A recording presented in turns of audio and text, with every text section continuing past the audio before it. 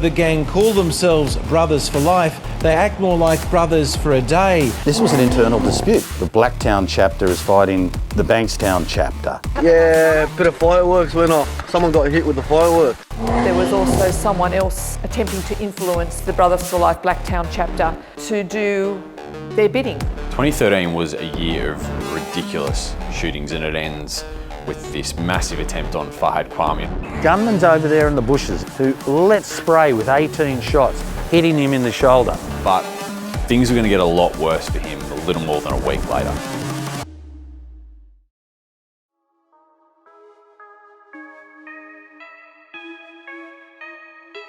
The Brothers for Life gang has turned parts of Sydney into a powder keg. And they believe the man arrested, Fahad Kwame, is a key figure in the conflict. On January 8, police swoop on Fahad Kwame and his brother Mumtaz, and a few months later they also charged their other brother Jamil.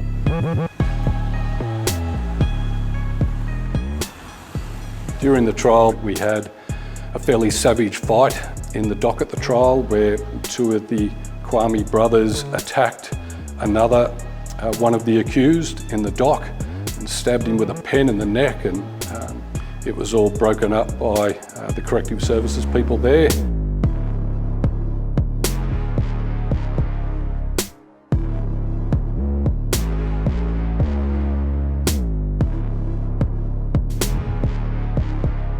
This is one of the biggest untold scandals I think I've ever heard of.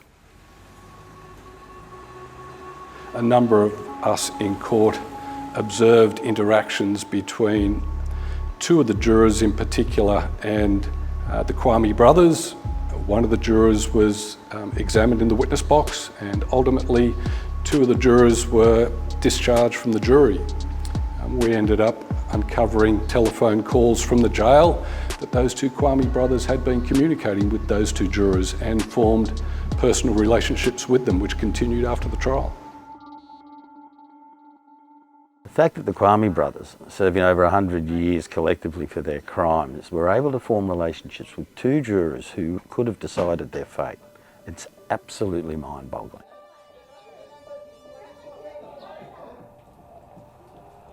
There was a female that was also, I'm not suggesting keen on Kwame, but had a relationship. I don't know what that relationship was.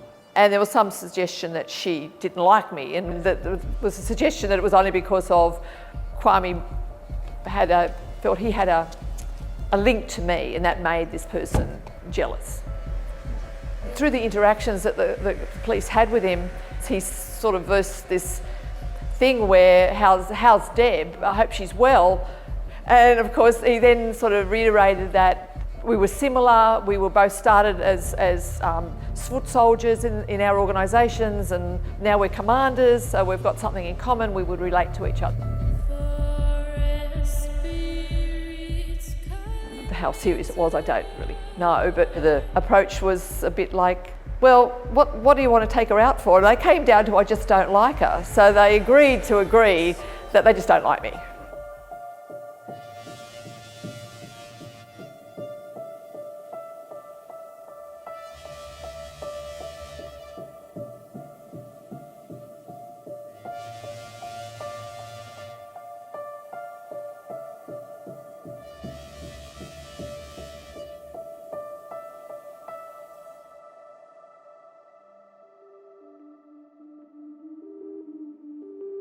So the last big shooting of the Brothers for Life conflict really was that attempt on Fahad Kwame as he got off the luxury yacht on Sydney Harbour on New Year's Day. And one of the other people who was on board that boat with him at the time was Safwan Chabaji. And Safwan Chabaji was an associate of another crime entity in Sydney, and that was the Elmir family.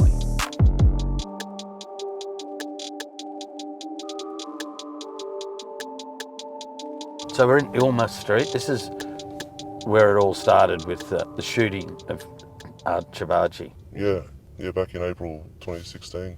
There was talk that a relative of the Elmir family was kidnapped and taken here, held hostage. For money, wasn't it? For money, yeah, for about $200,000. After a lot of tit-for-tat drug rips, extortions and whatnot.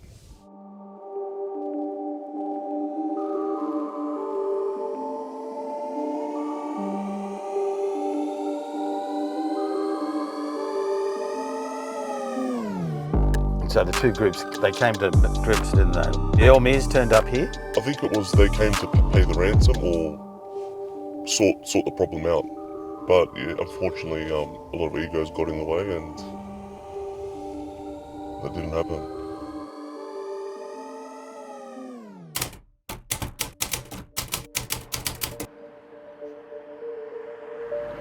Saturday afternoon, 1 p.m. This is a quiet industrial area of Condell Park, but it's right here in the middle of Ilma Street that the Ahmads and Elmirs went to war. That's the crazy bit, to think that just there, what's going on, isn't it? Like bullets flying back and forth. And in that drain pipe, you can see from here, a remaining piece of evidence of what went on a little less than a decade ago.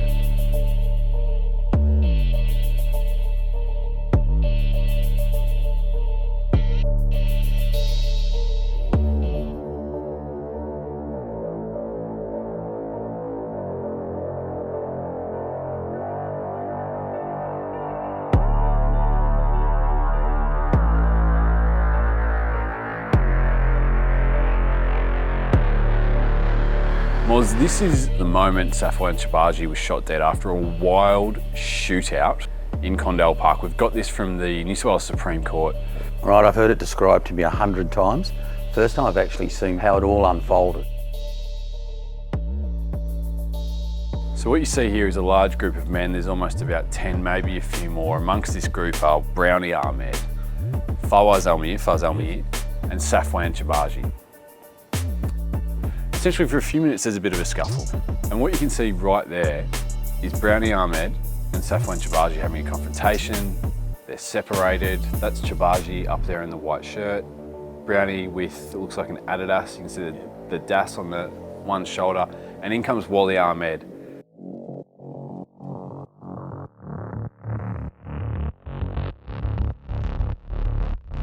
At one point, there's a few punches thrown.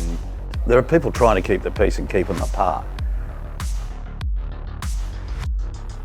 Wow. So you're watching it unfold. There's clearly, I mean, there's no audio. We don't know what's being said. You can only imagine. There's clearly there's a number of confrontations, pushing and shoving. At one point, there's a few punches thrown. Men try and separate each other. The gun comes out. So that's Safwan Chabaji. Pulls a gun out of the back of his pants. The court documents talk about the fact that a number of men who rocked up to this fight were armed. Right there you can see hands to Fawaz Elmir in the right of his hand.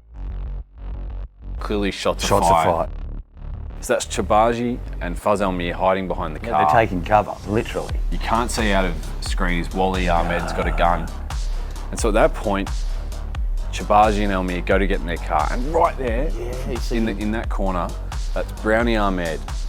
He shoots one warning shot above that silver Toyota that speeds off.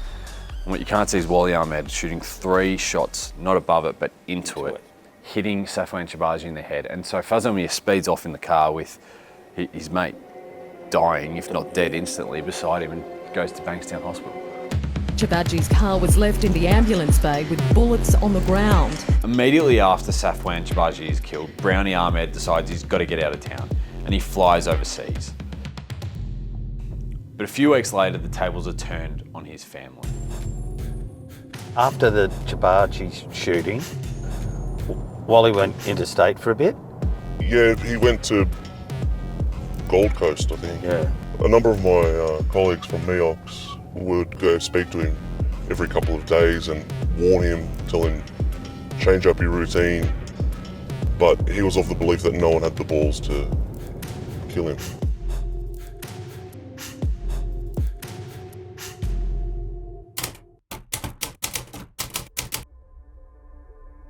Breaking news from Bankstown, where one person has been shot dead and 2 others injured at the Central Shopping Centre. This is the way the stolen white AMG, Mercedes AMG came in, and as we turn the corner, they would have identified Wally just sitting right there.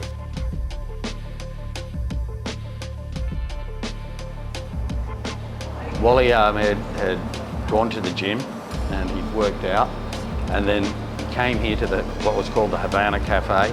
He's sitting here with 2 friends, when a Mercedes came out, a gunman came up and just sprayed him with bullets. There's still a bullet here.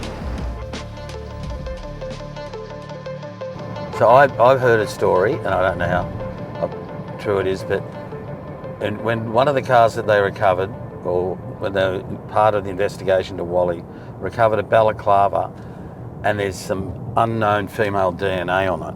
There was some talk that perhaps the partner of one of the assailants gave him a kiss of death before he went off to kill, Wally Ahmad, but it could have been dress-ups, it could have been anything. Soon after he's shot, video emerges and it's graphically showing the assassination of Wally Ahmad while he's sitting having coffee.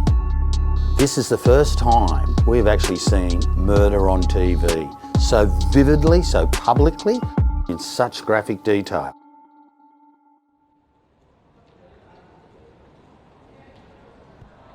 So then police get word that Brownie Ahmed's about to come back to Sydney.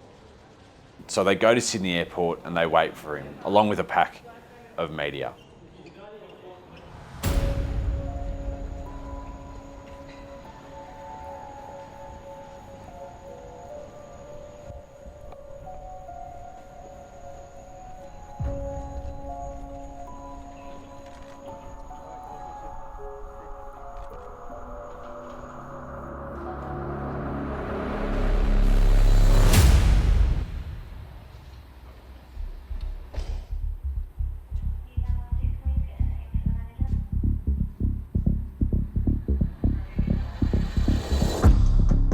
Sydney's underworld buzzing. Who killed Wally Ahmad, right? But rumours start circulating that it's a guy known as the Executioner, a guy called Hamad Assad. Now he's connected to all sorts of people, has gone around town, has said that he will do acts of violence for the right price, and his name has been thrown around. On the day Wally Ahmad was executed, Hamad Assad was visiting a relative at St George Hospital. And from the time that it would take to pull off an execution like that and drive to St George Hospital, it's just not plausible.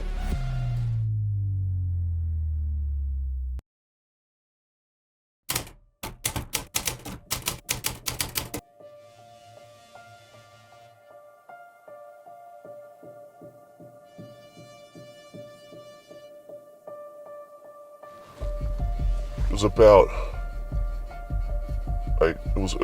early morning. Yeah. Hamad Assad's taking his relatives to school, organising it. It's just another average school day. And the kill car, the black Audi SQ5, is just parked here. And they've just driven down. All right. And then they've just put the nose into the driveway.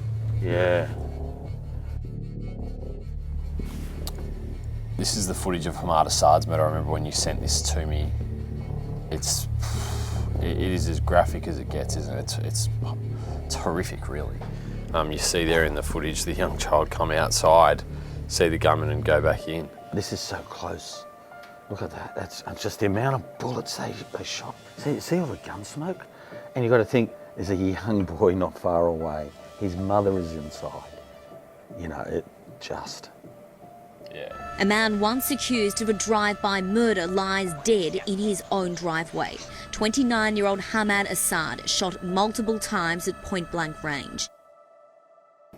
And ultimately, police believe, although they never got a conviction, that the two men who were responsible were Kemal Barakat and Majid Hamzi. That's right.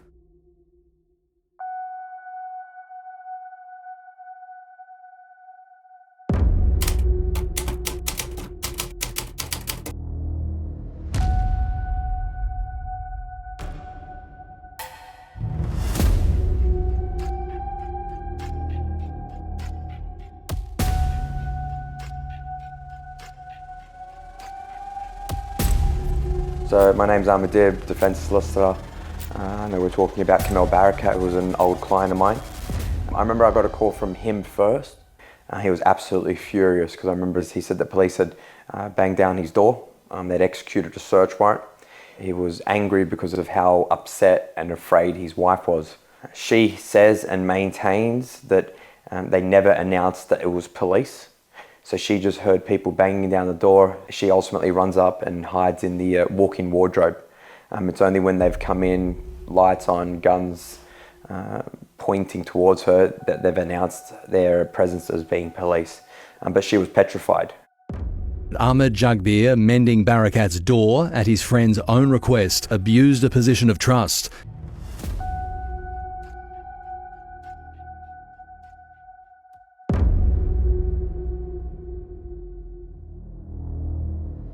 There's some really eerie footage. 3 or 4 men creeping around in the shadows, going into that apartment. He's in bed with a young woman and they shoot him while she's laying next to him.